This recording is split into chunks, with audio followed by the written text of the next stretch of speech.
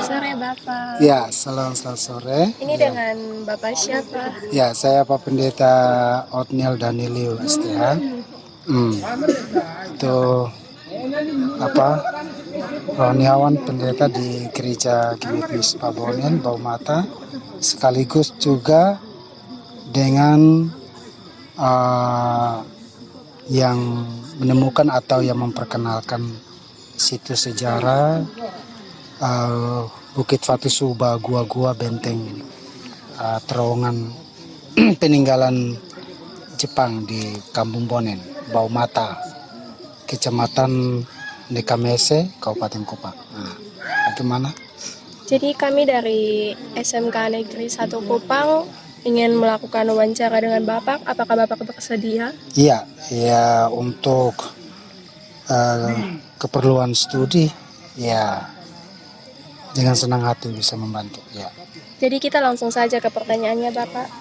Yang pertama itu, apakah Bapak bisa menjelaskan secara singkat bagaimana sejarah adanya gua Jepang tersebut?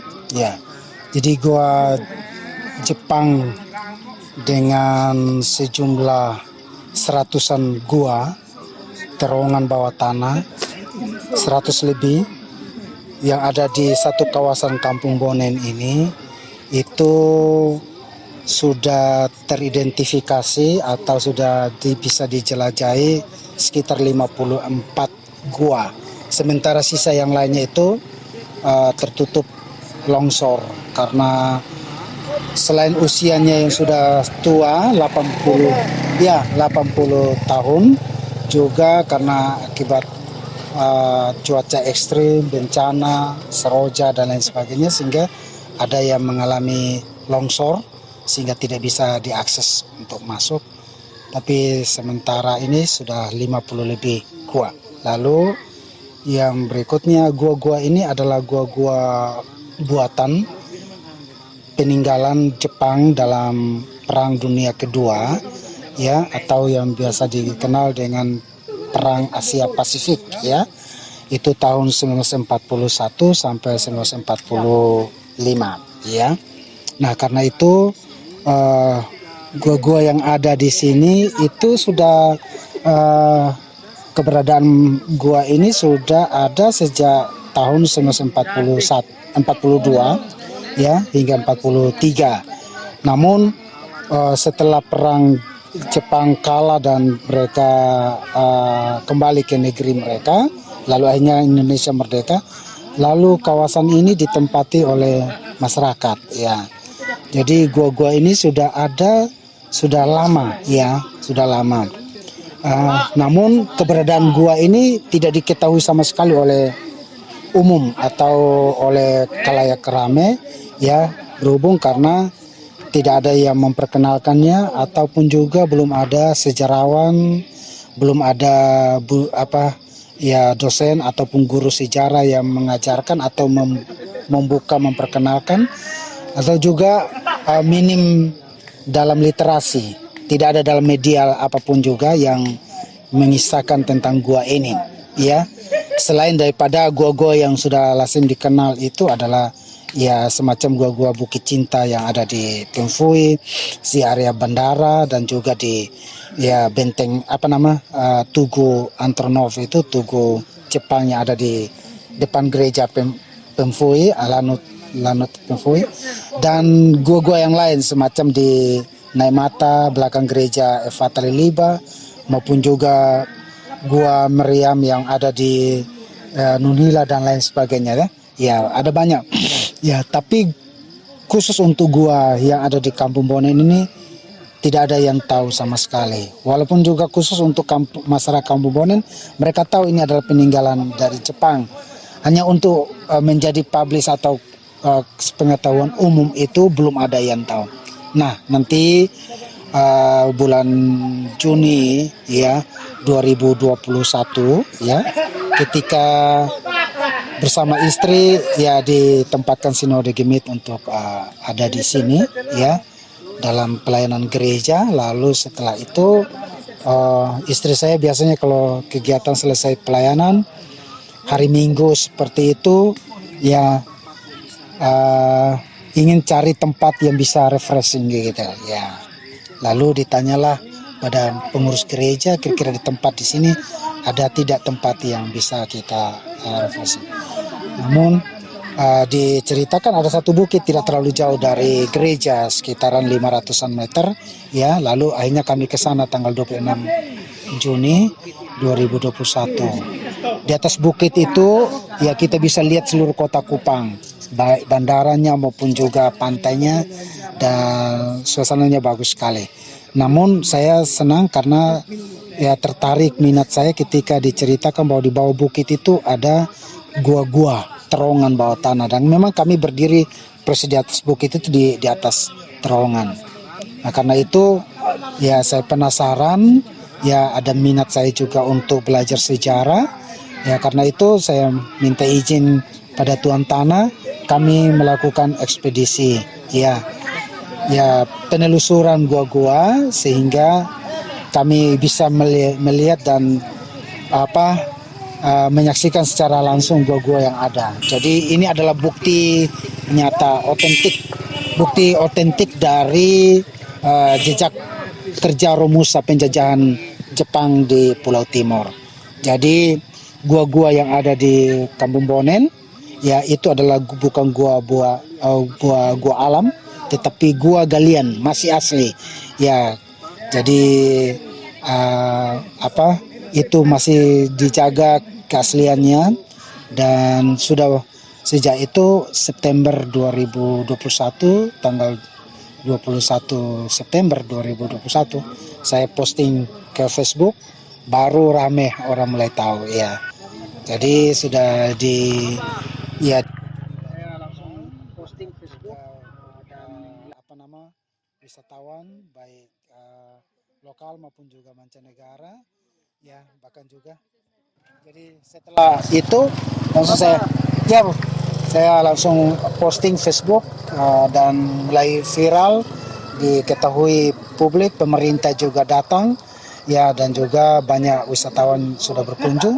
Ada banyak komunitas juga baik pelajar maupun juga masyarakat sudah berkunjung ke sini, dan sudah diteliti juga, sudah dikunjungi oleh 3 direktur dari Dirjen Kementerian Pendidikan dan Ristek Teknologi RI Jakarta, dan juga dari Balai Pelestarian Cagar Budaya Bali sudah bikin penelitian di sini.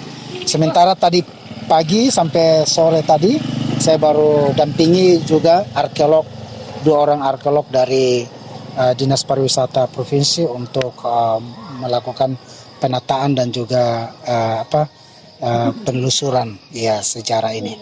Ya kira-kira seperti itu, sehingga ini kita harapkan bisa menjadi sebuah pusat studi belajar sejarah, tidak saja rekreasi, tetapi juga ya kita senang kalau ada pelajar mahasiswa yang bisa datang belajar, melakukan kajian atau studi penelitian, sehingga kita bisa lebih memperkenalkan situs ya sejarah ini lebih baik lagi ke depannya, bisa menjadi warisan sejarah bagi generasi kita. Ya kira-kira seperti itu. Ya bahkan dari Dirjen sudah menyatakan ketika mereka meninjau secara langsung, bahkan mereka sampaikan ini adalah benteng peninggalan Jepang yang paling terbesar di Indonesia, hanya terlupakan, terkubur selama 80 tahun ini. Ya kira-kira seperti itu. Ada di pinggir kota Kupang, tidak terlalu jauh dari Kupang, dan ya sangat bisa menarik ya, baik di atas bukitnya kita bisa lihat panorama Kupang, tapi juga sekaligus kami menawarkan 3 paket wisata yang sangat komplit ya lengkap, yakni kita bisa wisata ya sekali olahraga, ya wisata rekreasi, tapi juga wisata sejarah. Ya, jadi kalau berkunjung ke Kampung Bonen di Bukit Fatu Suba, ya 3 manfaat wisata ini bisa sekaligus bisa didapatkan. Berolahraganya dapat, ya menyelusuri ya setiap terowongan yang ada, tapi juga ya dengan pemandangan alam yang sangat bagus, tapi juga sekaligus sebagai pelajar mahasiswa bahkan masyarakat bisa lebih buka wawasan dengan belajar sejarah masa lalu kita. Ya, kira-kira seperti itu ya. Nah, Jadi kita lanjut ke pertanyaan selanjutnya itu, setelah gua itu dijadikan tempat pertahanan Jepang, apakah ada penemuan peninggalan atau sesuatu dari bangsa Jepang yang mungkin peninggalan itu masih memiliki nilai sejarah yang masih ada sampai sekarang? ya, jadi memang setelah saya temukan gua ini dan publish ya ke umum, ya itu memang gua ini kan sudah usianya 80 tahun dan sangat terbuka. Jadi memang mungkin awal-awalnya itu adalah banyak barang yang tertinggal, tetapi sudah menjadi karena terbuka umum, ya tidak ada yang menjaga sehingga orang dengan bebas mungkin ada yang ambil, ya banyak peninggalan yang sudah diambil oleh masyarakat atau orang luar. Yang bisa tertinggal itu diantaranya adalah ya buktinya adalah lonceng gereja kami, ya lonceng gereja SD Bonen, ada juga lonceng gereja Gemit Maor Sarom Liliba, ya itu mortirnya juga diambil dari sini yang dijadikan lonceng, dan juga banyak barang lain yang seperti meja atau kursi, lesung, banyak lain, piring, sendok, ada di masyarakat ya. Tapi juga nanti adik-adik lihat itu ada jembatan penghubung kampung ini di depan gereja itu dengan di belakang. Jadi ada dua jembatan ini, itu platnya itu untuk dijadikan jembatan itu adalah